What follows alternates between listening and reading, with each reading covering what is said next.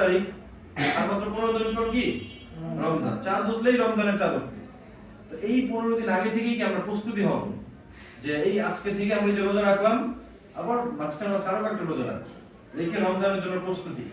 প্রতি রাত ইবাদত, প্রতিদিন তাহাজ্জুদের নামাজ। কারণ আপনারা রাতে মাদ্রাসা থাকেন, সাথে দুই ভাইকে বলে রাখলাম যে আজকে চলো আমরা তাহাজ্জুদ করব। কত সুন্দর আপনাদের আলাদা খালি রুম আছে, সেই রুমে গিয়ে আপনারা নামাজ পড়ে ফেলবেন। বুঝতে পারছেন? আর শেষ রাত হচ্ছে এমন, শেষ রাতের মধ্যে যদি আমরা ইবাদত করি তাহলে আল্লাহ তাআলা খুশি হয়। আর যদি আমরা আল্লাহ তাআলার কাছে না চাই তাহলে আল্লাহ তাআলা বেজার হয় যে আমার কাছে কেন চাও না, তোমার কাছে কেন চাও। তা শের আছে, হর মুরিদে নেকে তু তৈয়ার হয়, जो ना मांगे उसे तू बेजार है। যে না চায় আল্লাহ তাআলা, সে তার উপর আল্লাহ তাআলা বেজার হয়ে যায়। বুঝতে পারছো? আল্লাহ তাআলা বলতে থাকে শেষ রাতে প্রথম আসমানে এসে, হর মুরিদে নেকে তু তৈয়ার হয়, যে আমি তোমরা যা চাও আমি সবকিছু দেওয়ার জন্য তৈরি আছি। जो ना मांगे उसे तू बेजार है। যে না চায় আল্লাহ তাআলা তার উপরে কি বেজার হয়ে যায়। আল্লাহ তাআলা আমাদেরকে দেওয়ার জন্য প্রস্তুত হয়ে থাকে, কিন্তু আমরা নিতে চাই।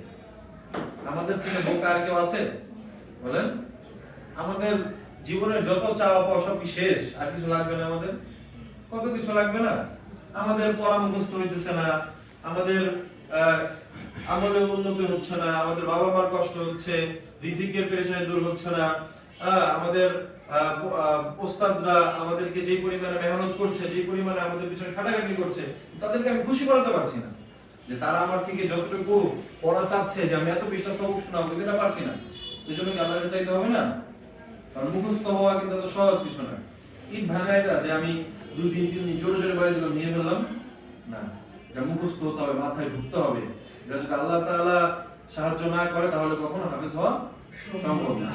এই জন্য বেশি বেশি প্রতি রাতে ফজরের আগেই তো আপনারা ওঠেন, আপনারা উঠে তাহাজ্জুদে দোয়া করবেন, আল্লাহ আজকে সর্বদা তুমি আমাকে ইয়াদ করায় দাও, আল্লাহ তুমি আমাকে সবকিছু সহজ করে দাও।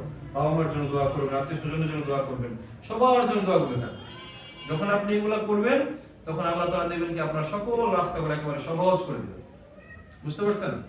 এই জন্য আজকে শবে বরাতের রাত, আজকে রাত্রে আমরা সবাই সারা রাত ইবাদত করার চেষ্টা করব।